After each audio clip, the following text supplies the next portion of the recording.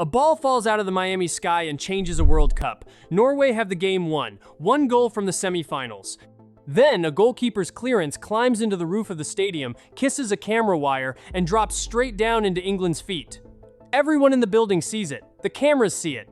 The replays see it. And then a chip the size of a coin, buried inside the ball, tells FIFA that nothing happened at all.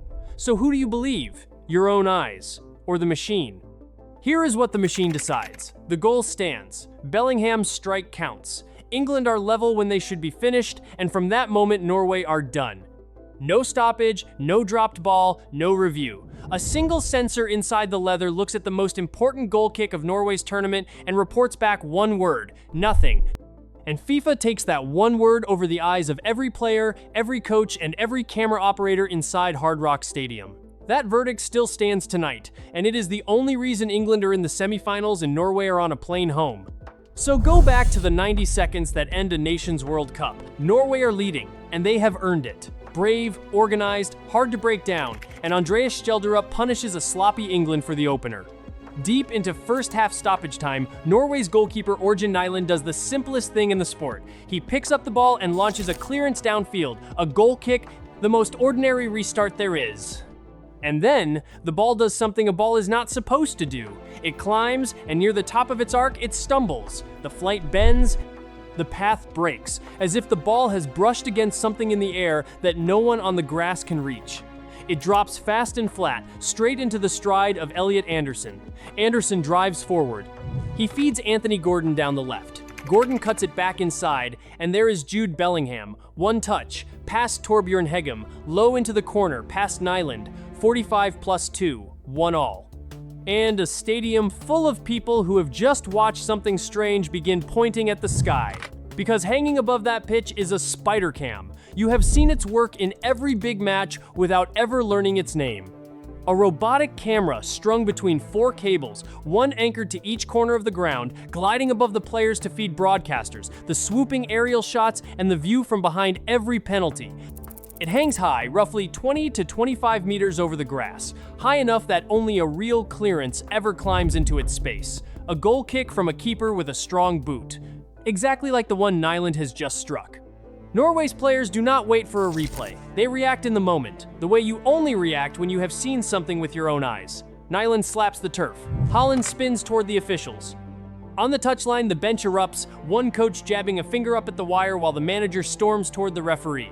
And here is the rule that should end the argument on the spot, because it is not vague.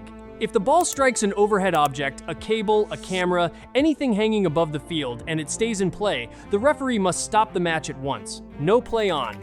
The game restarts with a dropped ball, and no goal can come from it. So if that ball touches that wire, the whole sequence collapses the instant it happens. No Anderson run, no Gordon cutback, no Bellingham goal. Norway keep the lead and walk in 1 goal up and dreaming. The entire quarterfinal, the semifinal place, a nation's summer, all of it hanging on one small question. Did a ball touch a wire? And this is where football stops trusting its own eyes. The referee, Clement Turpin of France, does not stop play. He waves it on, he lets the goal stand. And when Norway swarm him at the break, when Nyland and Haaland and the coach demand to know how he can possibly miss it, Turpin gives them an answer that tells you exactly where this game is heading. He says he did not see it himself, and he says he received no message that anything had happened. No message from the machine. Put yourself in his boots for a second. He is 100 meters away, watching a ball drop in a stadium roaring with noise, and everything about modern officiating tells him the technology will flag whatever he misses. His earpiece stays silent. Nobody in the video room speaks, so in his mind, the goal is clean, because the system built to shout in his ear says nothing at all. He is not ignoring the evidence. He is trusting a machine that, this time, chooses not to speak. Because inside the ball at this World Cup sits a sensor. FIFA calls it the connected ball, and it does what used to be impossible. It fires a spike each and every time the ball is touched. A kick, a header, a graze, a fingertip, every contact leaves a mark on the data.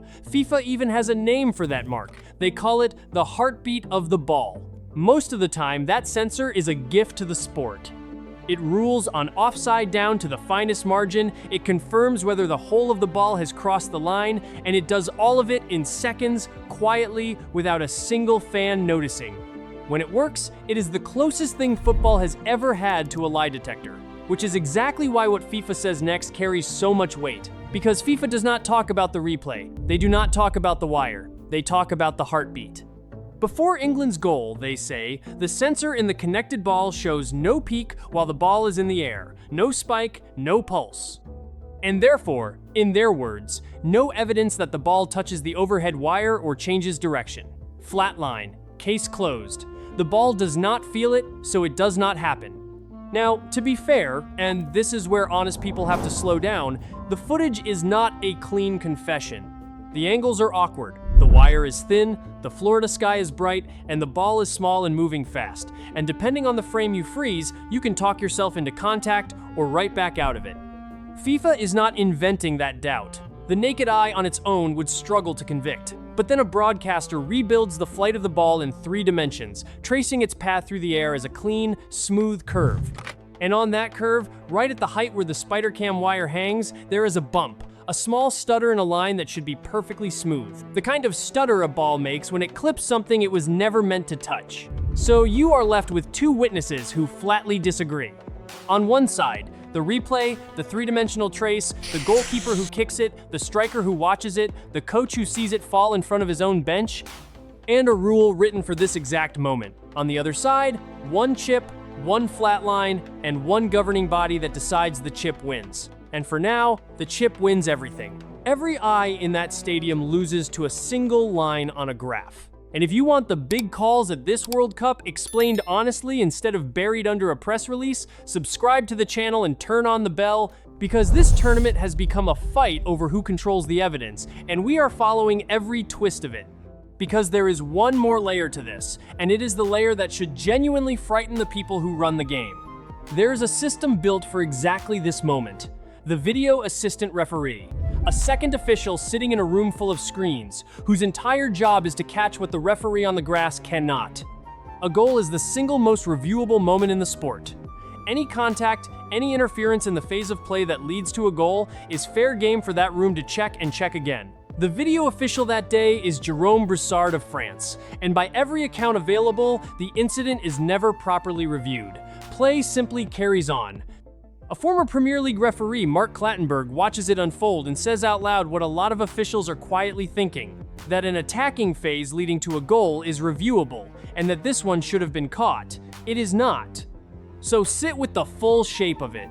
The referee on the pitch does not see it. The video assistant referee in the room does not review it. And the only thing standing between Norway and a dropped ball is a sensor reading FIFA hands the public hours later, long after both teams have left the field. The safety net built to catch this exact mistake never even looks down. And FIFA points to the ball because the ball has ruled before at this tournament. Croatia think they have a vital equalizer against Portugal. The players are already wheeling away to celebrate.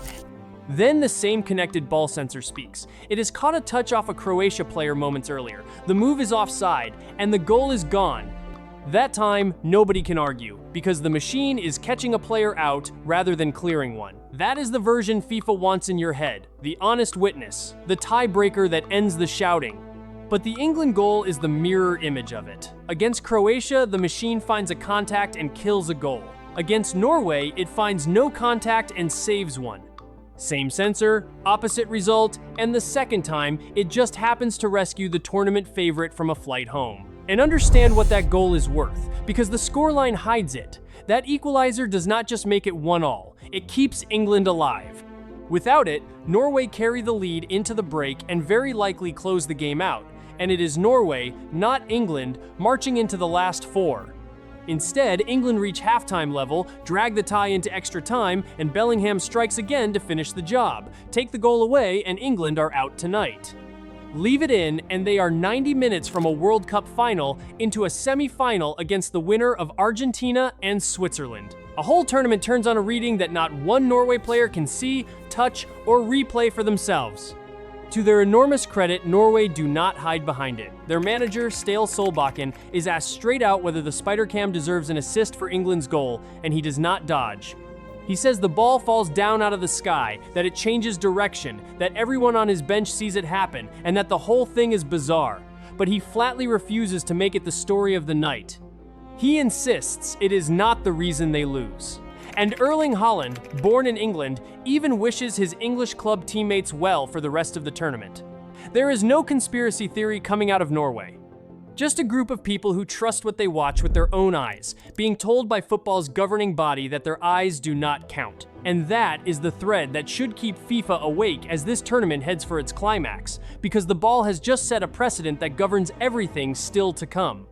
From here to the final, when a giant gets a giant moment and the sensor stays flat, this is the answer the rest of us get. Not what the referee saw, not what the replay shows, what the chip felt. And here's the part that really stings. The public never sees that data.